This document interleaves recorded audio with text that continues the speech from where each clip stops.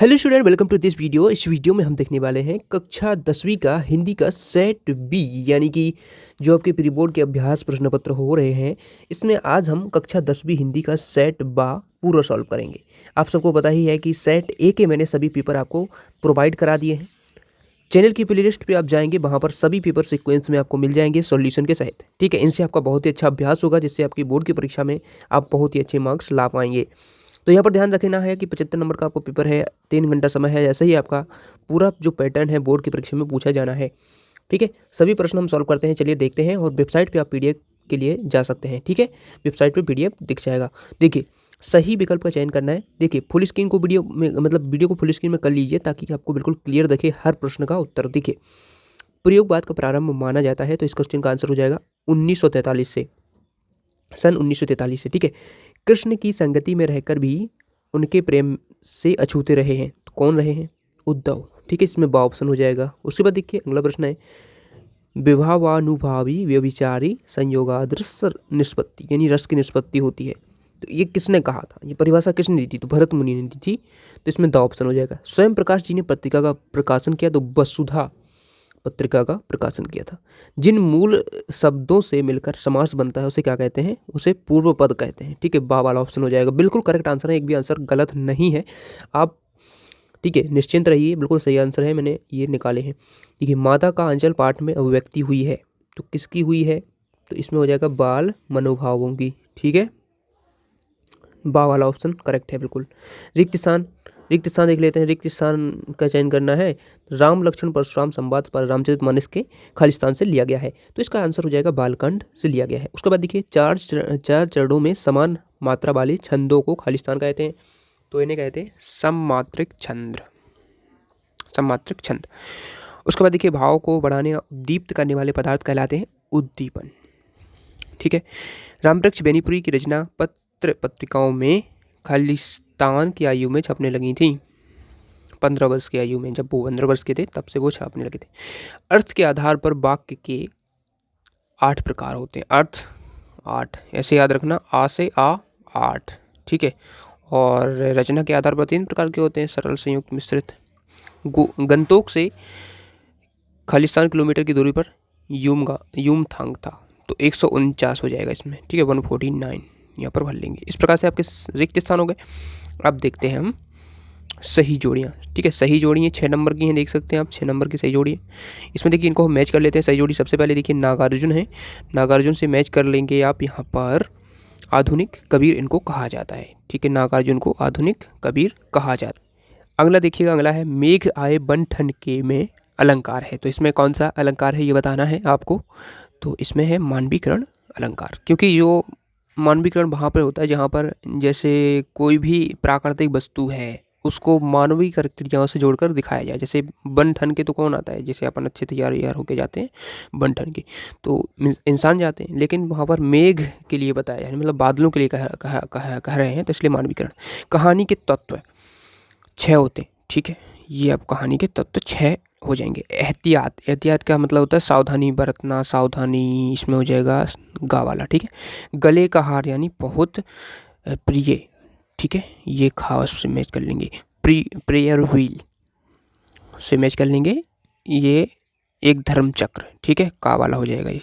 इस प्रकार से सही जोड़ी हो जाती है। एक वाक्य में उत्तर देख लेते हैं। एक वाक्य में उत्तर है, पहला है, कवि निराला ने बादलों की तुलना किससे की है? तो काले घुंघराले बालों से की है। ठीक है,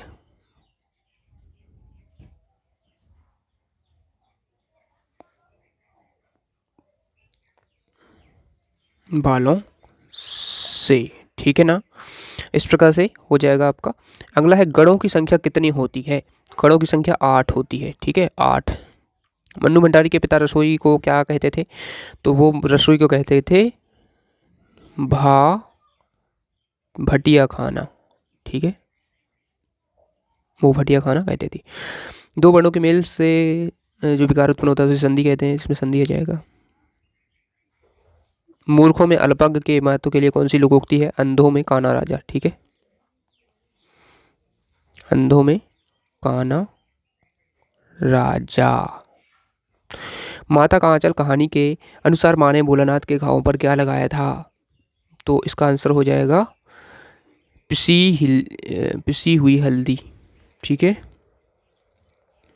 पिसी हुई हल्दी लगाई थी। उसके बाद देखिए अगला देखते हैं, सत्य असत्य है, संगीतकार की आवाज में हिचक साफ सुनाई देती है, तो ये सत्य हो जाएगा, ठीक है, ये सत्य है।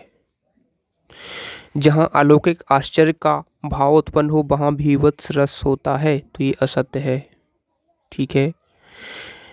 एक संस्कृत व्यक्ति किसी नई चीज की खोज नहीं करता, असत्य है। न्याय के अनुसार न्याय करना न्यायशीलता है, सही है, ये सत्य है, ठीक है, सत्य सत्य। उसके बाद ये वाला है, भोलानाथ का अधिकतर समय उसकी मैया के सानिध्य में गुजरता था, तो ये असत्य है। पांचवा है, प्रत्यक्ष अनुभव की अपेक्षा, सॉरी छठवा है, अनुभूति लेखन में मदद करती है, तो ये सत्य हो जाएगा, ठीक है। इस प्रकार से सत्य सत्य हो जाते हैं आपके। अब देखते हैं हम प्रश्न, इनके आंसर अब हम देखते हैं, ठीक है। ये आप देख सकते हैं कितने नंबर का कौन सा प्रश्न है, यहाँ पर देख सकते हैं बगल में, ठीक है, ये साइड में आप देख सकते हैं सबके नंबर लिखे हुए हैं। तो चलिए इनके अब हम आंसर आपको दिखाते हैं एक एक करके, सभी प्रश्नों के उत्तर देखते हैं, ठीक है। प्रश्न आप अभी देख लीजिए यहाँ से, जिनके पास प्रश्न पत्र अवेलेबल नहीं है तो वह प्रश्न देख लीजिए, और प्रश्न पत्र है तो उसमें देखकर आप प्रश्नों को अपनी कॉपी में अच्छे से लिख लीजिए, और उससे अच्छी वार्षिक तैयारी की आपकी, यानी वार्षिक परीक्षा की अच्छे से तैयारी कीजिएगा, क्योंकि इससे आपके लगभग सभी प्रश्न पूछ लिए जाएंगे बोर्ड परीक्षा में, ठीक है। तो ये सभी प्रश्न हो जाते हैं, चलिए अब हम देखते हैं, ठीक है। यहाँ पर देखिए सेट बा है, ध्यान रखना है आपको। सेट आ का जिनको देखना है चैनल की प्लेलिस्ट पे जाइए, लिंक डिस्क्रिप्शन में भी मिल जाएगा, वहाँ से भी आप देख सकते हैं, ठीक है। देखिए प्रश्न क्रमांक 1 जो सही विकल्प है, इसके आंसर इस प्रकार से आपको लिख लेना है कॉपी में। प्रश्न 2 है, प्रश्न 2 के आंसर ये हो जाएंगे। प्रश्न 3 के देख लीजिए, प्रश्न 3 के ये हो जाएंगे, ठीक है। प्रश्न चौथे के देख लीजिए, एक वाक्य में उत्तर के सभी आंसर मैंने बता दिए, वही है। उसके बाद देखिए प्रश्न 5 है जो सत्य सत्य है, इस प्रकार से इसके आंसर हो जाएंगे। उसके बाद देखिए प्रश्न 6 देखते हैं, अब हम प्रश्न 6 यहाँ से देखते हैं। अब हमें देखने प्रश्न जो लिखना है आपको, प्रश्न 6 से देखिए, रीतिकाली काव्य की 2 विशेषताएं। रीतिकालीन जो काव्य है रीतिकाल की 2 विशेषताएं बतानी है। तो पहली है रीतिकाल रस के संयोग और वियोग दोनों की प्रमुखता रही है रीतिकाल में, ठीक है। श्रृंगार रस के संयोग और वियोग दोनों की प्रमुखता रही है रीतिकाल में। और उसके बाद ही इस समय अधिकतर कवि दरबारी थे जो राजाओं की रुचि के अनुसार कविताएं लिखते थे, ठीक है। 2 विशेषताएं इस प्रकार से हो जाएंगी। प्रश्न 7 है, प्रश्न 7 इसमें पूछ रहा है आपसे सूरदास की काव्यगीत विशेषताएं। तो उनकी 2 रचनाएं लिखनी है, सूर सागर साहित्य लहरी। कला पक्ष भी पूछा है, ठीक है। तो आपसे कला पक्ष पूछता है, उनका कला पक्ष ब्रज भाषा थी, उनकी शैली गे पद शैली है, अलंकार उनके दिखा सकते हैं, इस प्रकार से भी लिखेंगे आपको पूरा नंबर मिलेगा, ठीक है। प्रश्न 8 है, देखिए प्रश्न 8 क्या है, गोपियों के अनुसार राजा का धर्म प्रजा के क्या होना चाहिए, प्रश्न है। तो राजा का धर्म प्रजा के हित का पूरा ध्यान रखना होना चाहिए, ठीक है।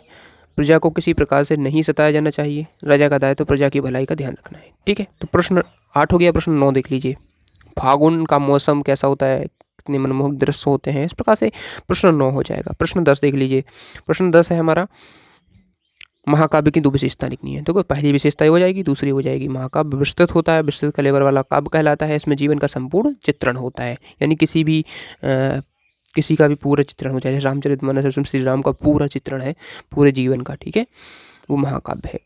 उसके बाद देखिए प्रश्न 11 हो जाएगा। यहाँ से प्रश्न 11 है दोहा छंद क्या होता है, ये पूछा है, उसकी परिभाषा उदाहरण भी देखना है, ठीक है।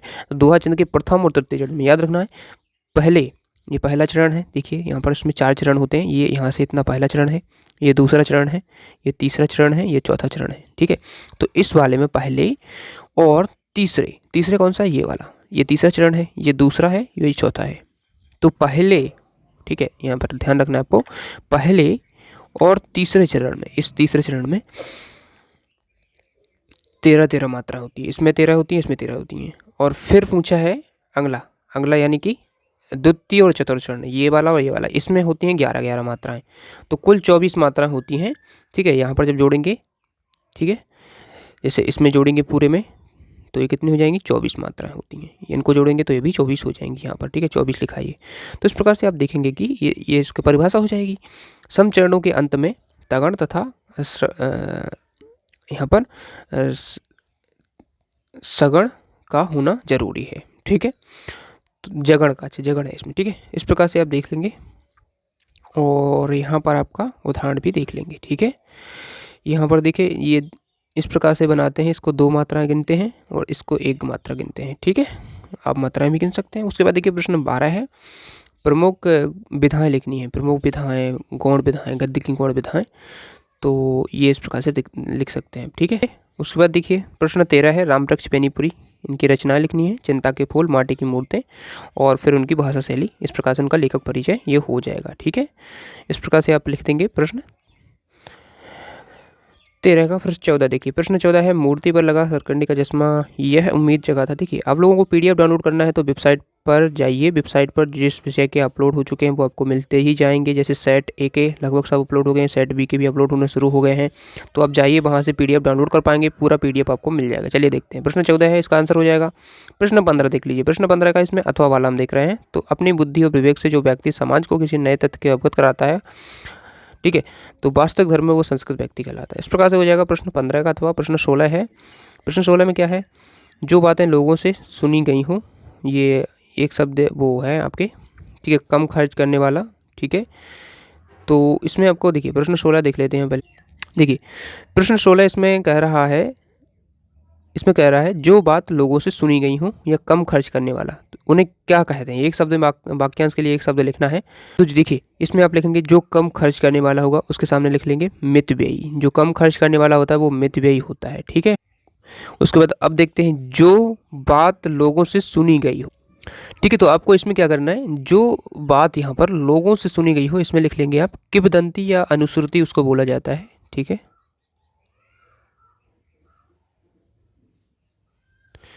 या फिर अनुश्रुति भी बोल सकते हैं,